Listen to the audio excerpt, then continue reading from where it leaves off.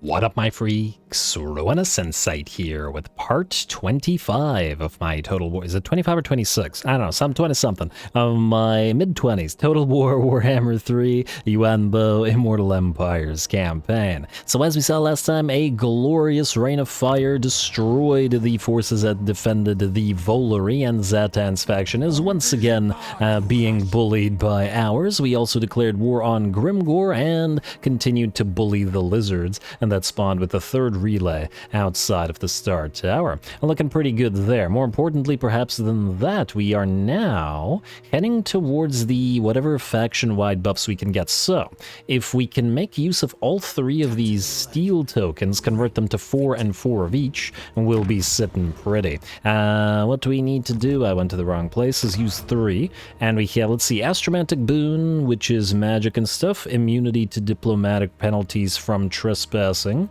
army belonging to you or ally, and then lastly, campaign movement range, leadership, and replenishment. Alright, well that does sound interesting. I don't think we would need it right now on... on Yuan Bo. We could put it on one of you two, for example. The bonus ammunition will probably be much more helpful to Jishu, so I think that's the choice that we're gonna make. So, supply line operations right here. Perform, please. There we go. A little bit of extra replenishment in 7 turns ain't too bad. 4 and 4 coming in. We just have to win enough battles to get both of them, and it'll be glorious faction-wide buff time. I have no idea what the faction buffs are, but I'm excited to find out. Anyway, let's keep moving everybody else around. I'm going to get you close to the Fel Cargo, but not quite at it. You... Shanxi Kong was trying to hunt down this little army. Now, I don't imagine they'd be willing to fight us, but who knows. Let's start moving... I wonder where he's going. Hard to say. You know what? Go into ambush.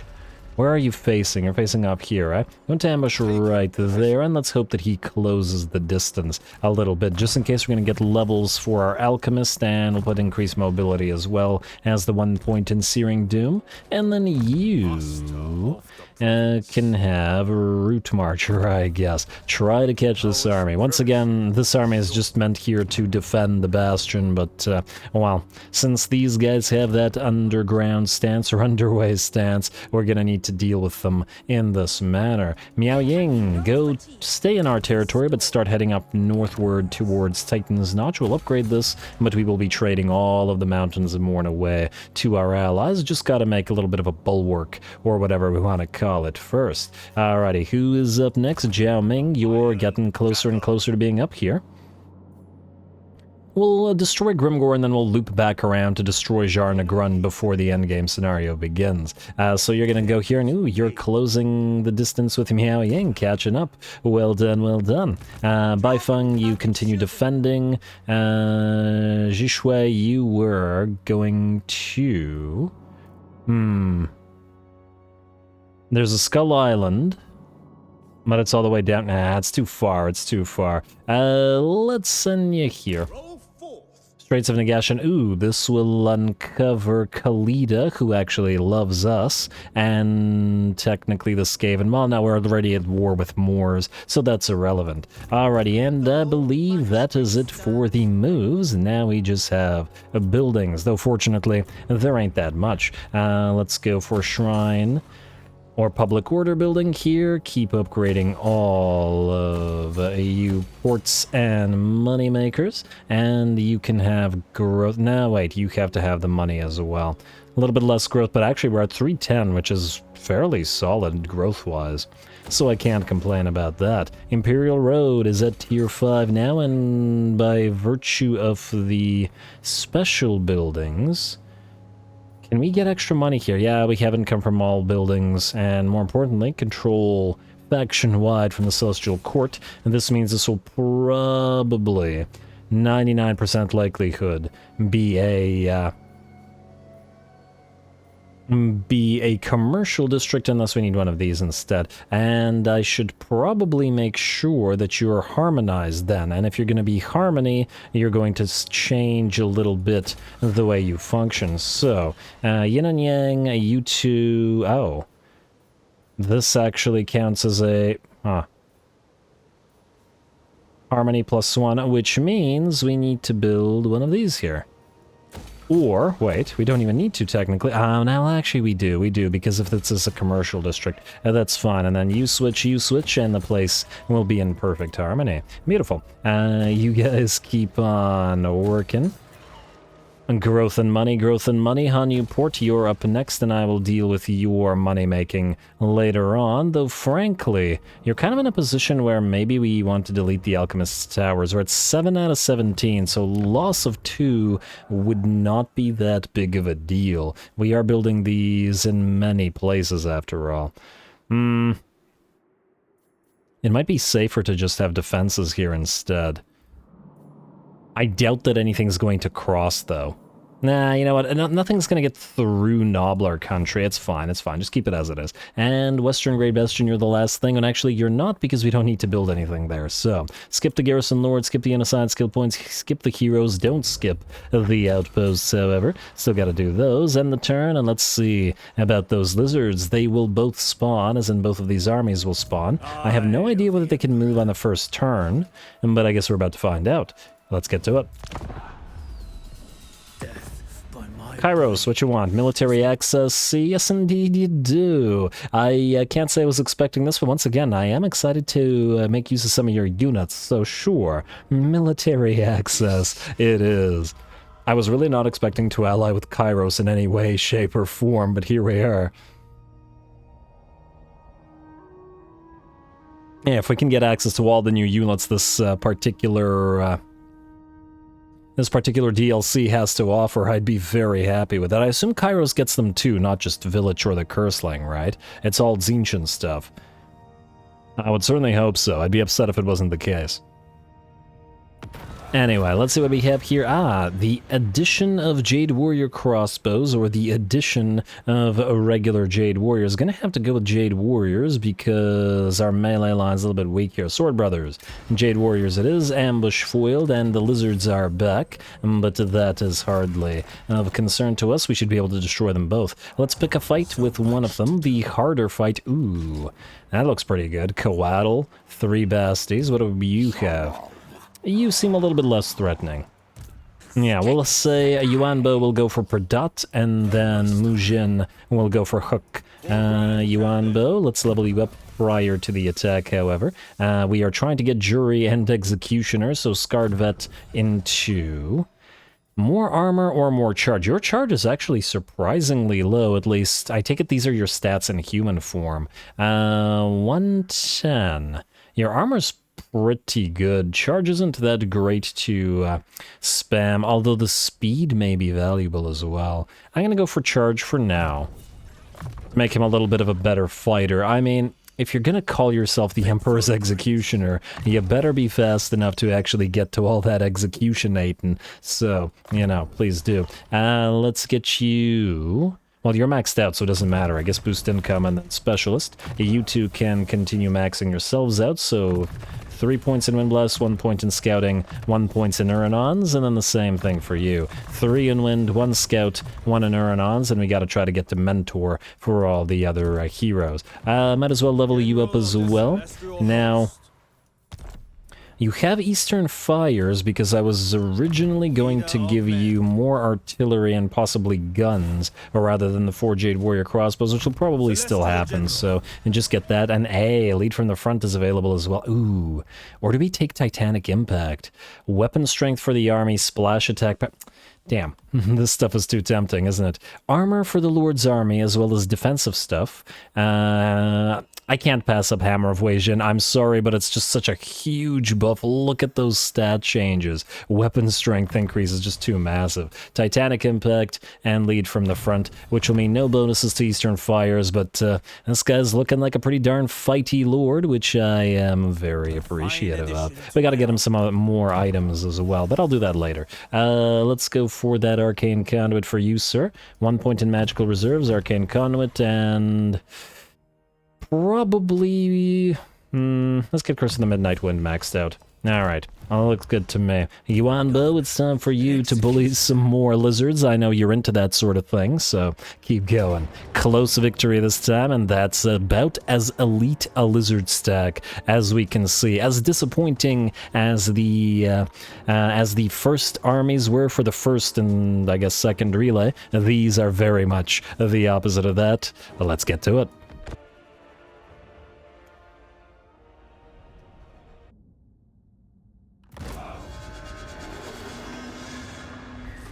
Loyal and brave soldiers, I will not tell you. The Emperor is watching. Because I know you already give your utmost for Grand Cathay. Alrighty, here we go. Pretty excited about this particular fight. The enemy has an elite of elite stacks. All units are extremely expensive. I imagine their army costs like twice as much as ours does, possibly more, just by the sheer number of massive monsters they have. All these ancient stegs and coatl and all that, plus the Temple Guard themselves. Of course, the problem with these armies is the stat disparity. Look how much stronger our Celestial Dragon Guard are compared to the 0 veterancy and 0 buffs from the level 1 enemy lord. Temple Guard, they may be elite, but they're much weaker than our units. And they even have, well, they have more HP, but that's about it.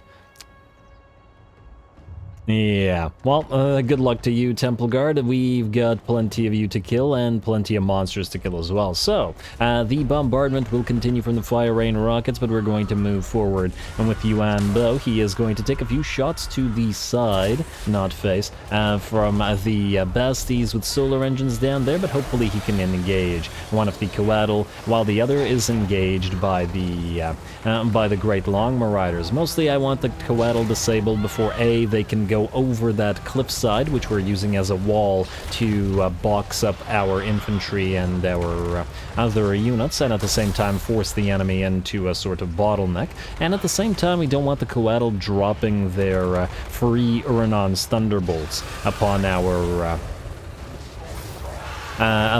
infantry. And in fact, now that I think about it, coatl would make a pretty solid addition to a Cathayan force. More Ruinous thunderbolts to mix with those whooshing war compass bolts. And plus the, I don't know, sort of sinuous bodies that the coatl have are a little bit more similar in type to the bodies of the Cathayan dragons, as opposed to the star dragons and the like. Alrighty, well, let's see how we're doing here. First of the coatl have been basically destroyed, and we're okay. We've lost 1 or 2 Great Long Marauders, but that's certainly worth a coatl off the field. These ones will give chase to it while Yuan Bo tries to head towards the second one. In the meantime, the enemy are making their way up the hill towards our battle lines, but we are most certainly ready for them with our lion pride, I guess, and our Jade Sentinel, or Green Guardian. I also just kind of realized this, but I like how the Green Guardian sort of matches both lions. It looks like it's made from onyx and jade, although it's clearly a regular stone of some kind, well, just some kind of other stone, but yeah, color coordination, people, it's important.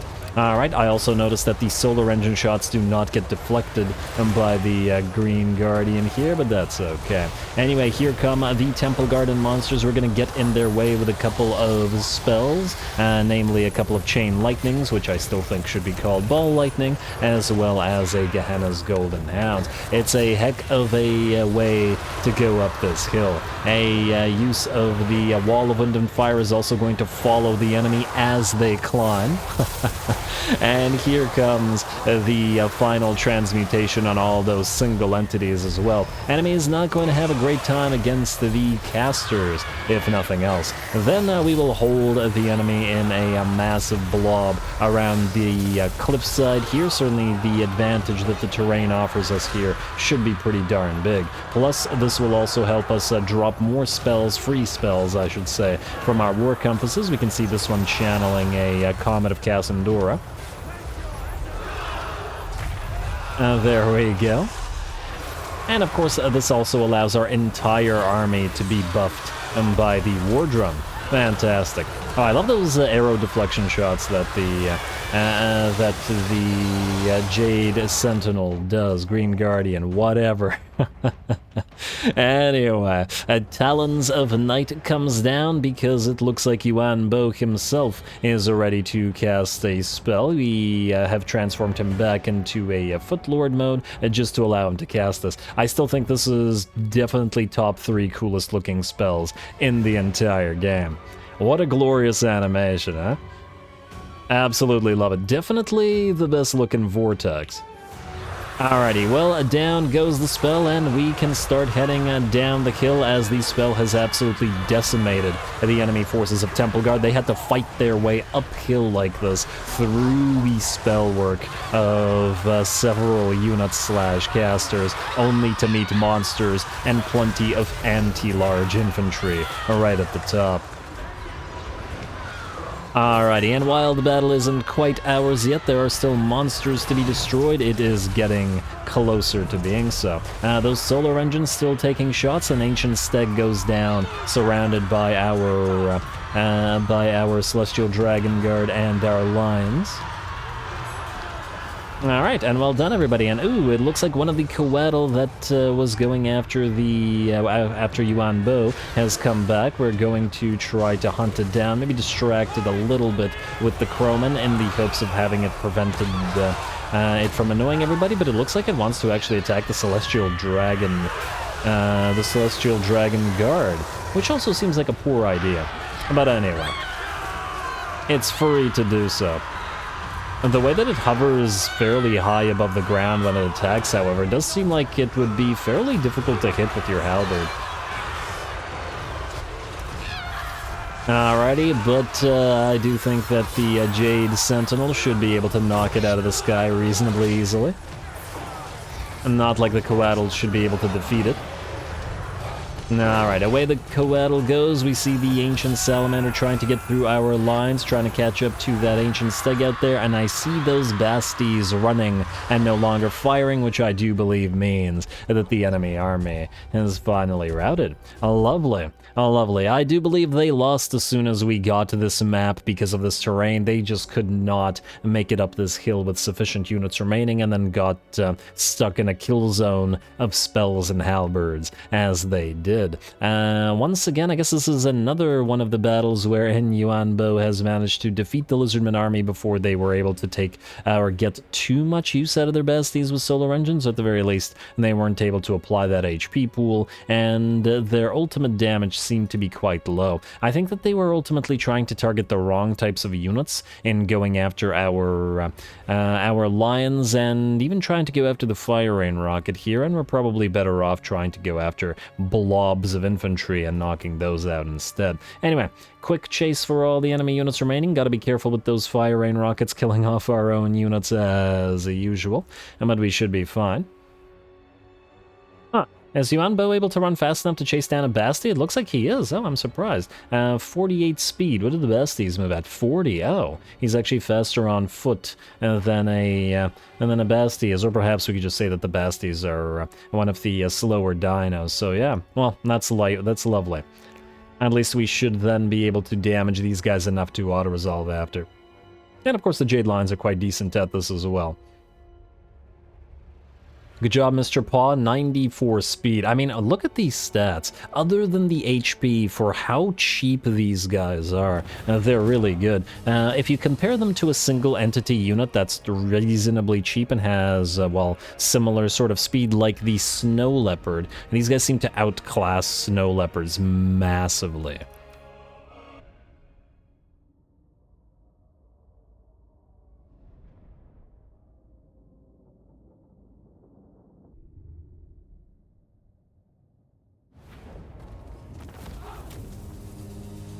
Alrighty, fantastic. A lovely little fight, and I've been also very impressed with the lion's capabilities of chasing, not just while sitting there and taking and doing damage. Well done as always, Yuan Bo. Please destroy this army for good so that we don't have to deal with it again, especially since you can't be catching up to the second army. And experience doesn't matter because we'll be replacing all these troops anyway with higher level versions of this. Oh, an armor that grants perfect vigor. That ain't bad, I guess, though most lords require, or acquire, I should say, perfect vigor themselves. Yuan Bo's leveled up to 40, but I don't think we can afford to get Mentor, as his points will run out if we do, because we want Blade Shield and Blade Master and Woundmaker, and oh, he has 2 armor traits, rather than a second melee defense or attack trait in the first portion of the tree. Huh.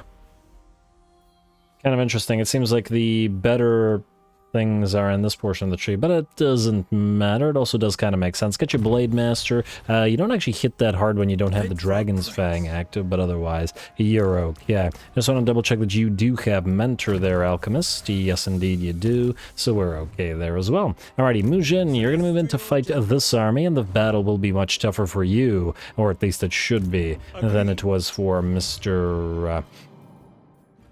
Yuan Bo there. However, I think we should move everybody else around first, including our other units. Hack. Hello, an actual full stack. Hack the full stack. Which one of you wants to attack? Well, Jishu has the healing ability, which means as long as she's not... Wait. Enables a replenishment in foreign territory, all units in army, but isn't actually healing all that much. 16 and 5 versus 16 and 2. It seems like you're actually healing better, which I take it is because the Alchemist is giving you healing. No, you have increased mobility. Why are you healing better than this? This should actually make you heal better, but I don't know why. 16 and 5. Oh, it is actually healing the same amount. Okay, never mind. They're both healing 16 troops. Okay, well then that doesn't change anything. You're just gonna go ahead and sack this, and we'll move you in to help in a second. Do we actually need to? Oh, I think we're fine. These guys are gonna get replaced anyway, though I'm a little bit annoyed at the Jade Lion damage. Sack the place. We could also take it and abandon it, but I think right now it's not super necessary. Alright, either way, you two move closer to each other. Tech Thieves, I want you out here to keep an eye on Grimgor's faction, as we'll have at least some fights with them before the endgame scenario rolls around. Jiao Ming is closing in, so he'll be able to get that defeat trait. Ah, there's Grimgor. Yes. That's for Miao Ying. Probably not this episode. Or do we want to do that this episode instead, and allow the 4th relay to be completed next episode instead? I do know that I want you to loop around to Zatan. Okay, let's move everybody else first, and then I will decide. It does mean that we probably won't be able to end the turn this particular episode, but it is what it is. Okay, anyway, let's see who else needs to move. Mujin, Shanxi Kong. Oh yes, you are chasing this guy around who... Oh, your ambush got foiled. He's just sitting there, menacingly. Alright, you could try to approach through the Warpstone Desert and hope that you don't get foiled. Try this. See if this guy does anything. Miao Ying, I'm probably going to have you fight Grimgor, mostly because I've been wanting you to do so. Let's also grab whatever this island is. Explore the island, quick little auto-resolve. This is just a temporary army, but hey, if it serves to get us some faction-wide buffs, then, well, it shall serve. Upkeep production, do we get anything interesting out of this? No, not really. Alright, back the way we came. Who else can move here? Not the Tech Thieves, not Fine Torellosaurus was found long ago, and did I forget somebody? You. I forgot Shukang. I'm gonna grab this island and do the same thing. Get the captain's chest, potion of toughness, nice find, and there's probably no more islands to be had here. Do we now stay in the Great Turtle Isle with you, or do we loop back around? I think we go back up north, because if we get new armies, it'll be from down here, and there's a remnants of battle on the way as well. In fact, if you really wanted to, you could head to the sea lane and have somebody recruit better units for you, which is certainly a viable option. You have sure aims, so you like crossbows. Well, who doesn't? Half of our armies like crossbows. Anyway, let's do buildings and Diplo and whatever else it is that we need to do, and then let's have MIAO YING take on Grimgor. Alright, go, money and growth. Money and growth. That never changes. Alright, economy never changes. Imperial Road, let's get you up and running with that temple. Warpstone Desert, let's get your artillery batteries up. And this is tier 5, damn. Diplomatic relations, all factions, ain't it grand? Let's get the growth building here immediately. Control -1, oh, unpleasant climate, yeah, fair enough. We could get the public order for additional growth, or we could get another celestial tower, and I just answered the question as to what we're going to do. Let's see, Shiama's Rest, let's get pottery, 2 turns until we're ready to recruit everything, anything and everything at high levels. 2 turns until we can start building something at Snake Gate, and I believe, and that's all the buildings done, which means a Grimgor is about to die. Yes, MIAO YING, that's a you. What do we have in terms of your points? 3 points available. Eastern Fires will get you more artillery upgrades, which I imagine you do want. Not a lot of your crossbows will benefit from higher level stuff, though. Reinforced Bastion and Harmonious aren't very useful to us right now. We do have Storm of Shadows available, so that Speed Hex, yeah, that's probably what we're gonna do. The Speed Hex feels like something we'll be using throughout the campaign, and we want to tech you towards regrowth as well, for obvious reasons. Alrighty, that looks good to me. Alchemist, let's get you. Okay, you already have the good stuff, so evasion, and then let's get a few points into transmutation of lead and final transmutation, both of which are gonna be potentially useful. Not as useful against Grimgor in the final transmutation, not as useful against Grimgor as it would be against the lizards, but I'm sure it'll have other uses. Alrighty, valiant defeat, you say? Well, that's what I like to see, but I'm sure the game is wrong about it. Here we go.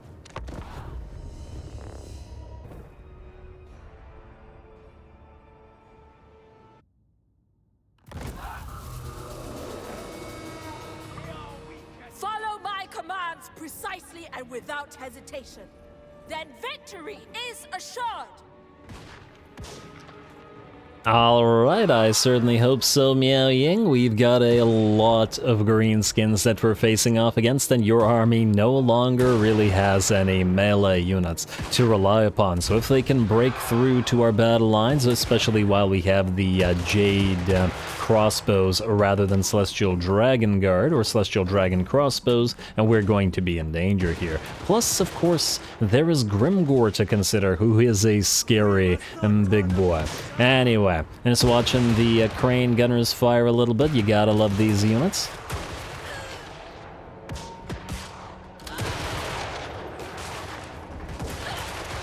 And just listening to the sound, yeah, gotta love it. And speaking of the sound, here come the Grand Cannons, which is sort of lead the pack in terms of sound design, and here comes the enemy army. Looks like at least the first of the enemy units are going to take quite the beating as they march forward, but, well, shields up. Let's see if a decent amount of them can make it through. This is not Zatan's force, and especially because, well, Zatan's forces, we've generally been able to get them in such a way where we had a choke point being held, whereas this, in particular case, is not one of those. I'm gonna do our best to also try to damage Grimgor before he gets to our battle lines in here, knock him down, but of course he is a very hardy orc and is going to be very difficult to bring down. It's almost possibly a waste to actually hit him with shots, but at least the Grand Cannon should be able to periodically stagger him or knock him down. If I could select you, please, Grimgor. You've got 15% ward and 25% missile resistance, so yeah, plus he's unbreakable, and he has his blood-forged armor. Alright, well, interesting. We shall see. Over on this side, the enemy has tried to flank us, so we transformed MIAO YING into dragon form and sent her 2 Jet Lions to try to hold ground. I do like the way that the Jet Lions do match MIAO YING, though once again I fear that we may have to replace them with a couple of Terracotta Sentinels instead, simply because the Jet Lions have the same harmony as the other range units, which unfortunately means that, well, we are lacking in harmony in this particular army, which ain't great. Anyway, we're going to summon a unit of Ancestral Warriors, which, I noticed that it doesn't have a harmony property at all, so the Ancestral Warriors are, what, naturally disharmonious or naturally in perfect harmony? Perhaps the dead like harmony, I don't know. Or have harmony, I guess it depends.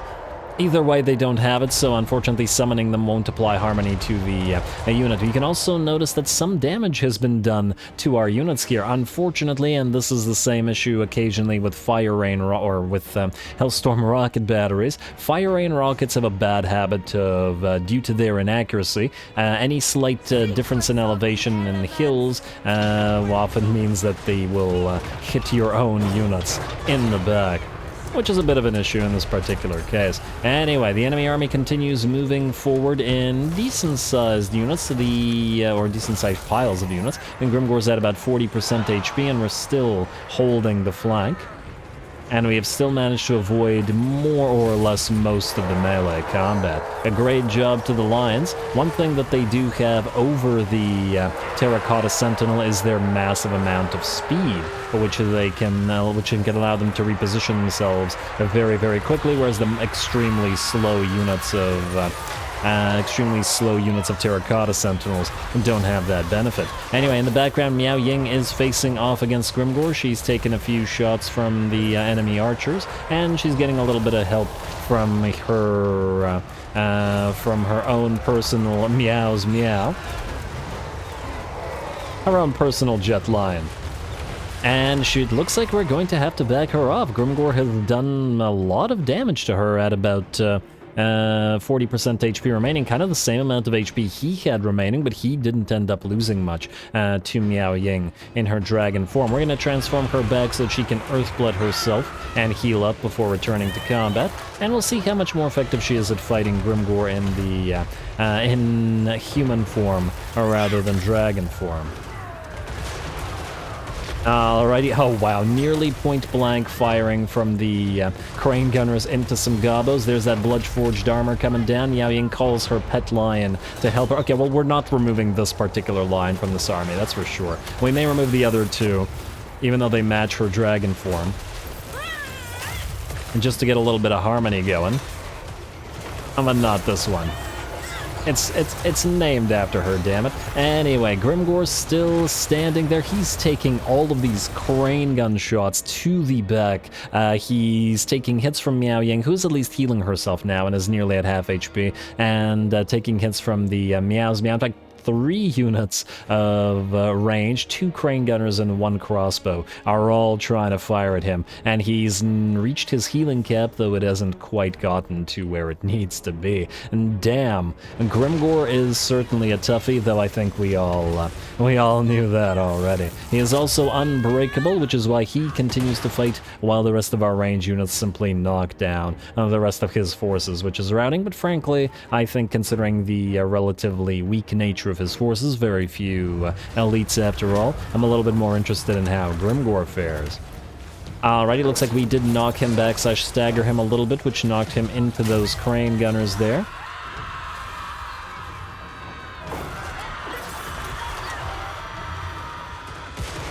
I love how MIAO YING's working together in tandem with her Jet Lion there. Alright, come on, bring the big boy down. We even got another summoning for the Ancestral Warriors, but another knockback will send him into the Crane Gunners once more, and we're gonna have to back them up before he splits any of them in half.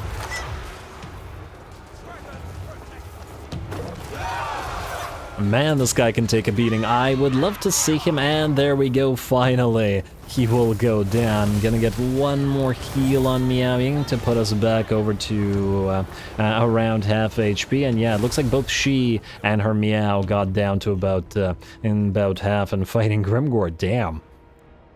He's scary. Though I do want to point out, of course, that MIAO YING doesn't have her red line tree, so she, or not her fighty line tree rather, so she is not going to be yellow line. She's not going to be as fighty as we'd like her to be, at least quite yet. When we get a few points in there, I'm sure she'll be able to take Grimgor out decently well, though I don't know if he'll be alive and by the time we've invested that many points there. Anyway, very nice little sort of pseudo duel.